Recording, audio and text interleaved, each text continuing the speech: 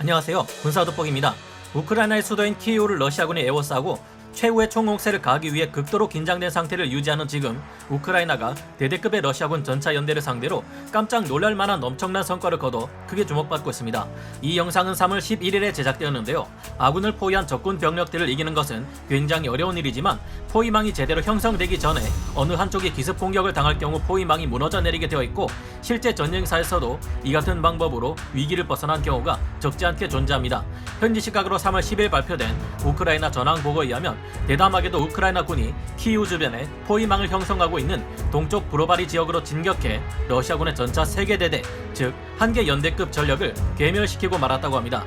현재 브로바리 지역에서 러시아군 전차 연대를 격퇴하는 영상도 공개되었지만 이를 그대로 쓸 경우 유튜브 측에서 제재를 받을 수 있어 캡처한 자료로 대신하는 점이 아쉽습니다. 하지만 한눈에 보기에도 도로에 줄줄이 늘어서 있는 30여 대 이상의 러시아 전차들이 꼼짝도 못하고 일렬로 늘어선 채 박살나는 모습을 쉽게 파악할 수 있습니다.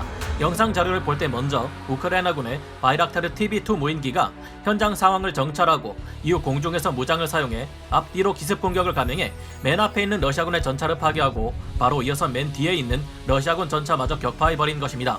순식간에 러시아군의 전차 행렬을 꼼짝 못하게 가둬버리는 모습을 볼 수 있는데요. 그리고 바이락타르 TB2 무인기가 알려주는 좌표 정보를 받고 어딘가에서 날아오는 우크라이나 포병들의 무수한 포탄이 오도 가도 못하는 러시아군 전차들을 정확하게 타격하는 모습이 나옵니다. 왼쪽 도로에도 러시아군의 기갑 차량들을 볼 수 있는데 바닥에 궤도 자국이 어지럽게 남겨져 있는 모습을 보면 그야말로 러시아 전차와 장갑차 병력들이 정신을 못 차리고 있다는 것을 알 수 있습니다. 말로만 듣던 우크라이나군의 실력이 얼마나 뛰어난지 감탄할 만합니다만 이에 비해 너무도 무기력한 대응을 보여주는 러시아군의 행동이 이해가 가지 않습니다. 그런 와중에 마침 러시아군의 극비 암호 통신 장비가 우크라이나군에 의해 노획되면서 왜 이토록 러시아군 병사들이 속수무책으로 당할 수밖에 없는지 충격적인 이유가 드러났습니다. 러시아군의 현재 통신 상황을 알게 된 군사 전문가들은 멍청한 러시아군들은 극비 암호 통신 장비를 개발해 놓고도 어이없는 행동으로 스스로 통신 체계를 붕괴시켜 버렸다고 표현할 정도인데요. 정말이지 전쟁에 있어 암호화된 통신이 얼마나 중요한지 알게 되는 순간인데 도대체 왜 이렇게 된 걸까요? 지금부터 알아보겠습니다. 전문가는 아니지만 해당 분야의 정보를 조사 정리했습니다. 본의 아니게 틀린 부분이 있을 수 있다는 점 양해해 주시면 감사하겠습니다. 러시아군이 가는 곳마다 우크라이나군이 독집개처럼 공격할 수 있었던 비결. 놀랍게도 이번에 우크라이나군의 기습 공격을 받고 전면에 가까운 피해를 입은 러시아군 전차 부대의 지휘관은 상당히 유능한 인물인 것으로 드러났습니다. 이번에 러시아군 전차 연대가 괴멸되며 전차 연대장 안드레이 자카로프 대령마저 전사했다는데요. 그는 지난 2016년 러시아 푸틴 대통령으로부터 직접 용기의 훈장을 받았을 정도로 뛰어난 지휘관입니다. 이 정도의 명성을 가진 지휘관이 사방의 우크라이나군이 매복하고 있는 전장에서 일렬 종대로 움직이는 위험한 기동을 시도하게 한 것도 이해가 잘 가지 않는데요. 물론 날씨가 따뜻해지면서 얼음이 녹고 우크라이나 전역에 생겨나는 일종의 진흙벌, 라스푸티차 때문에 러시아 전차들이 도로망에 의존해서 이동해야 하는 제약이 따르기 때문이기는 합니다. 이 때문에 제 지인들과의 술자리에서 러시아가 전쟁 일으키려면 진작 일으켰어야 했을 것이다. 겨울이 다 지나갔기 때문에 내가 푸틴이라면 전쟁 안 일으킨다고 했던 것이 기억나는데요. 아무리 그렇다고 해도 우리 군의 경우 전차 부대를 이런 식으로 위험하게 기동시키는 짓은 훈련 때도 하지 않습니다. 2016년 2월 있었던 육군 20기계화 보병사단의 기동훈련에서 볼 수 있는 것처럼 우리 군은 K2표 전차와 K21 전투장갑차, K9 자주포, K30 비호복합 방공 차량 등 총 320여 대가 넘는 전투 차량들이 넓게 퍼져 야지로 기동하는 모습을 보여주는데요. 아무리 도로로만 이동한다고 해도 정찰을 위해 소규모의 전차들이 먼저 나가 상황을 살피고 안전이 확보되면 그때 나머지 전차들이 조심스럽게 이동해야겠죠. 불과 얼마 전에만 해도 키이우를 향하는 64km 길이의 러시아 공격부대 행렬이 부대 전체의 좌우 측면을 과도하게 노출시킨 탓에 우크라이나군의 제블린과 같은 대전차 미사일에 의해 큰 피해를 입은 바 있기 때문입니다. 그런데 이 사실을 알고 보면 아무래도 러시아군의 지휘관들이 자신들의 심각한 통신 보안 체계의 문제점을 제대로 인지하지 못하고 지나치게 안심했던 것이 아닐까 하는 생각이 드는데요. 우크라이나군을 상대로 고전을 면치 못해왔던 러시아군의 모습 중에서도 가장 이해가 안 되는 것이라면 개전 초기 러시아군의 지휘 통신망이 큰 혼란을 겪으며 곳곳에서 우왕좌왕했다는 것입니다. 그런데 드디어 그 원인이 무엇인지 정답이 나온 것 같습니다.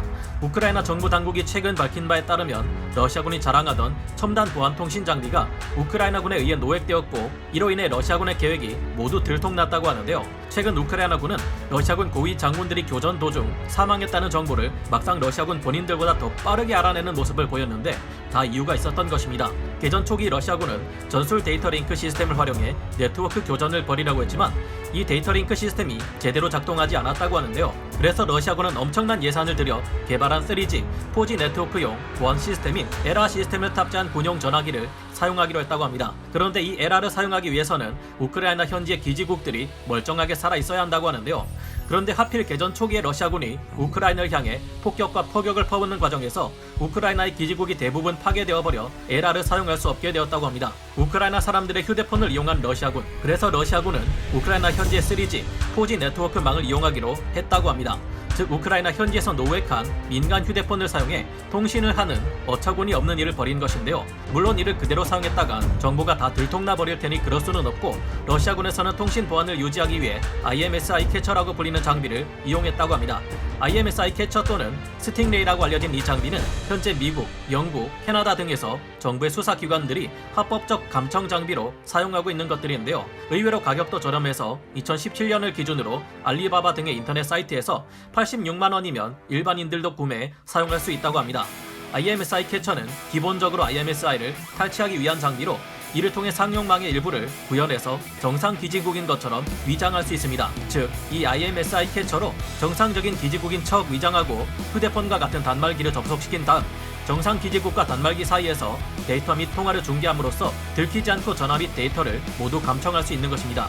하지만 이런 것은 크게 중요한 게 아니고, 우크라이나에서 좋은 휴대폰을 사용하는 러시아군들이 이 IMSI 캐처를 사용한 핵심 이유는 이 장비가 3G, 4G 네트워크를 이용할 경우 암호화 방식을 필수로 지정하고 있기 때문이었습니다. 즉 우크라이나에서 좋은 휴대폰을 그냥 사용하면 러시아군의 계획이 우크라이나 측이나 이들을 지원하는 미국의 정보 자산에 의해 들통날 수 있으니 중간에서 이를 암호화시켜주는 IMSI 캐처라는 장비를 사용해 통신 내용을 들키지 않도록 한 것인데요. 러시아군은 이 장비를 이용하면 계획이 들킬 일이 없다고 생각해 신나게 이 장비와 휴대폰으로 교신을 주고받은 것으로 추정된다고 합니다. 인간 휴대폰을 사용하니 전화, SNS 할 것 없이 얼마나 잘 터지겠습니까? 그런데 여러분들 알다시피 이후 이상한 일들이 자주 벌어졌었죠. 러시아군이 공습을 가는 곳마다 우크라이나군이 대규모로 매복한 채 기다리고 있다가 결정적인 기습 공격을 가해 엄청난 수의 러시아군 전력을 파괴하는 일이 벌어진 것입니다. 이 같은 일의 배후에는 바로 이런 일이 있었는데요. 우크라이나 측이 러시아군의 암호화 장비인 IMSI 캐처를 노획하고 이를 해킹해 러시아군이 사용하는 통신 체계 소스 코드를 알아내버린 것입니다. IMSI 캐처라는 장비 하나만 믿고 신나게 휴대폰으로 통화했던 러시아군의 계획은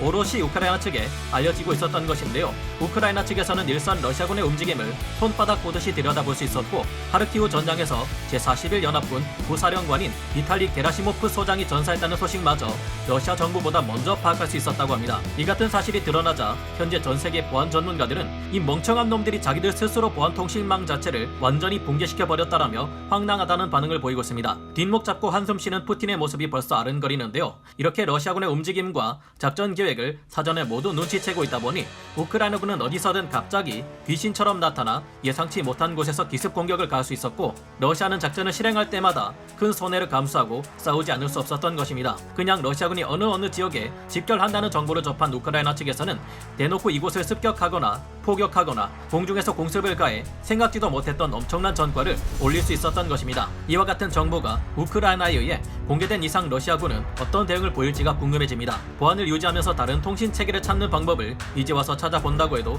마땅히 방법이 없을 것 같은데요. 이번 러시아의 사례를 보면 전쟁에서 군의 암호화된 통신 보안 체계가 얼마나 중요한지 새삼 깨닫게 됩니다. 우크라이나는 현재 절망적인 상황에 처해 있었는데 여전히 러시아군이 통신 보안 체계를 유지할 방법을 찾지 못해 곤란을 겪고, 우크라이나군이 이를 잘 공략해 방어전을 성공적으로 수행하기를 바라봅니다. 오늘 군사 돋보기 여기서 마치고요. 다음 시간에 다시 돌아오겠습니다. 감사합니다. 영상을 재밌게 보셨다면 구독, 좋아요, 알림 설정 부탁드리겠습니다.